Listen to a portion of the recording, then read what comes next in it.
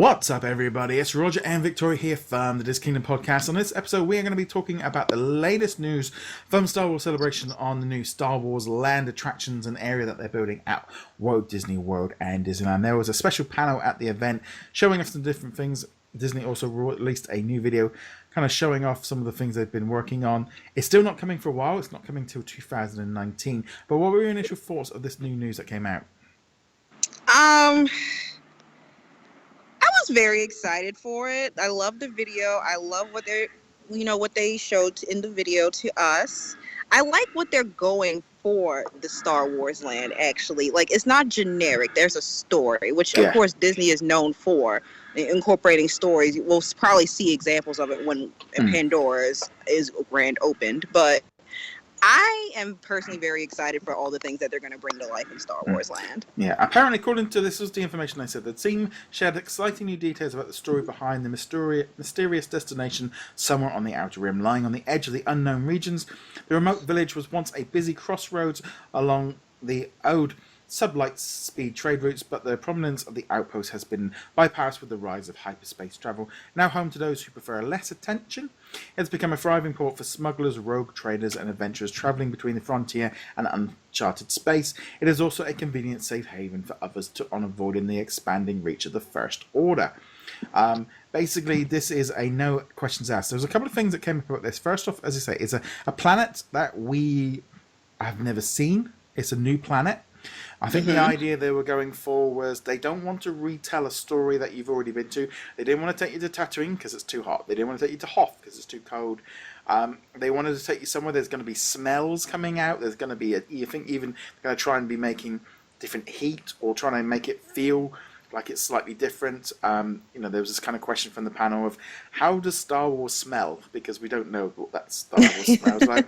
There was information on the new attraction where it's on a Millennium Falcon, and you control it along with everybody in your family, and what you do on that ride, where it's interactive because you're the pilot, will then follow you through. Because when you go into the canteen and when you leave, you will be called out, or what you've done in the attraction will follow you around.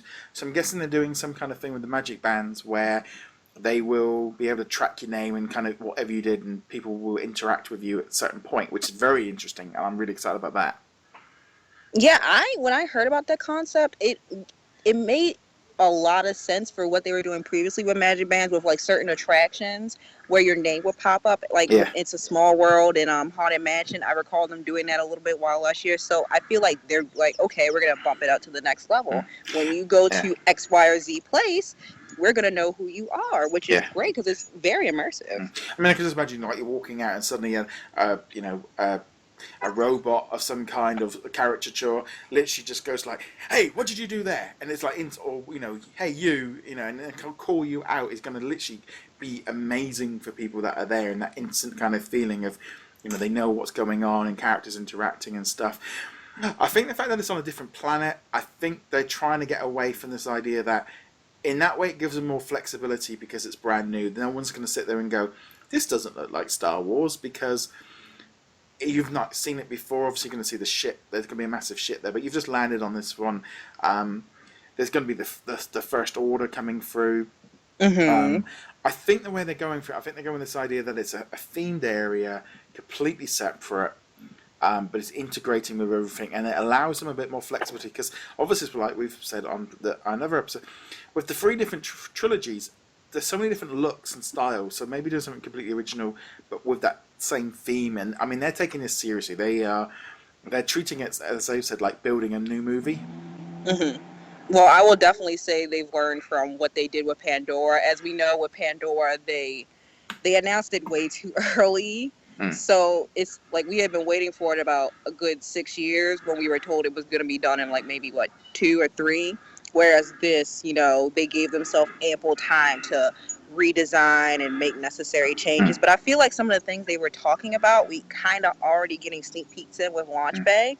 For example, like you get the stormtroopers coming, they'll approach you, they'll ask you who you are and like different questions like that. I've actually had them approach me before, so we get that feel. I mean, I like the fact as well from the concept art and stuff. It's all very like rough and dirty looking, and and then was that thing of not looking futuristic at all. It's looking, you know, it looks something out of like Morocco or Marrakesh or something like that. And very, you know, the marketplace, and you can just imagine. Yeah, very, very rugged, I would say. And if you've got like, you know, stormtroopers walking through there, definitely seems to be pushing a little bit more towards now like First Order.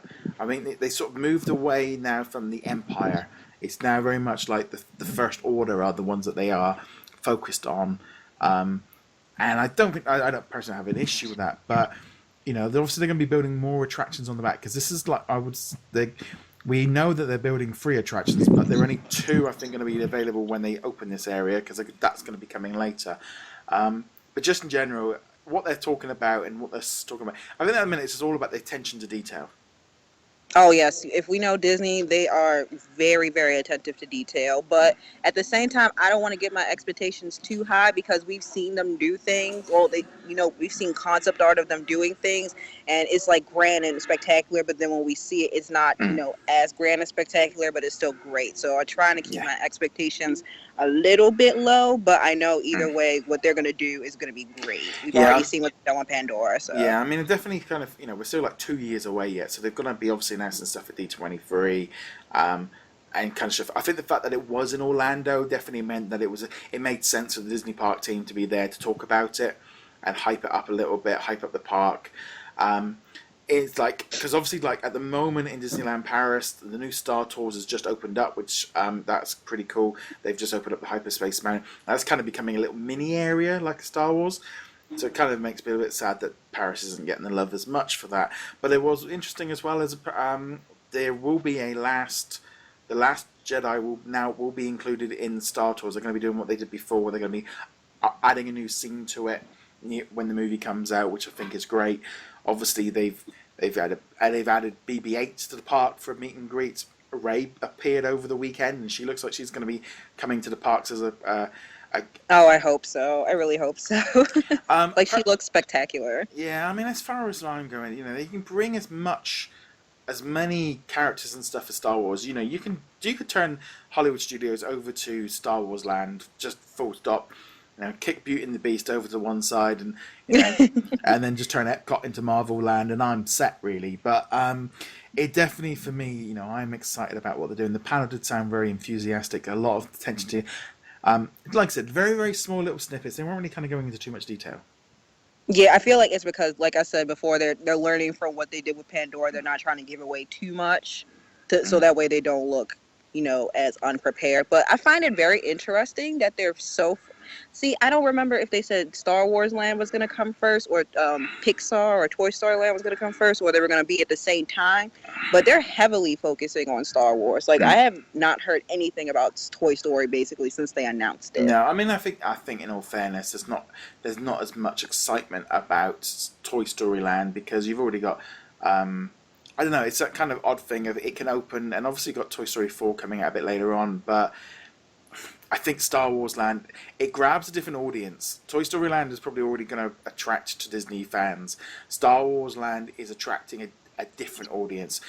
For example, Season of the Force just took place in Disneyland Paris this last winter, and they advertised it for Star Wars because the primary thing was to go after a different audience. And Star Wars Land is going to be trying to get an older fan, it's a different kind of money into the parks. Yeah, which I could see because. I'm gonna base this off my experience with the Toy Story section of Disneyland Paris that I saw. I completely skipped it, except the Army Man parachute ride, I believe. I completely skipped it because it was clearly for children. Whereas Star Wars, it can be a family, for the whole family. Yeah.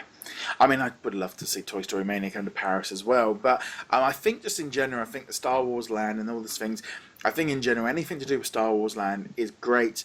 I hope we get a bit of an update at D23, and then them just go quiet for a bit, because sometimes too much information is no good. But I think Star Wars Celebration in Orlando, they had to come out and do this panel. Oh yeah, I feel like it would have been dumb if they didn't, to be quite honest. Yeah, I mean, as well as that, I think it's just doing this whole sort of tie-in with, I think, these short-term little things that they do, like, I mean, there's, like the night show on Tower of Terror and all these kind of things, and above the Chinese theatre and stuff. they're great, but they're not really. You need something new. You need their own thing to fly off. At the minute, it just feels like this sort of doesn't really fit. But generally, no, it should be really good. I'm really excited to see what they're doing with this one. Yeah, I'm more than happy to wait to see what else they're gonna bring. I don't need it now. I want to kind of like just get little bits and pieces until they're fully ready to show me what they got. Well, on that note, guys, thank you very much for watching. Let us know in the comments below what you guys think of the new Star Wars Land, what they announced at Star Wars Celebration. I'd love to know your thoughts on that. As per usual, guys, you can find us over on all the different social medias. You can follow us there to keep up with the latest from DisKingdom.com. Victoria, where can they find you over at? They can find me on Twitter at He Calls Me PP and Instagram He Calls Me Pineapple Princess. Okay, on that note, guys, thank you very much for watching, and we shall see you guys in another episode. Laters. Bye. Cool. Right. Okay.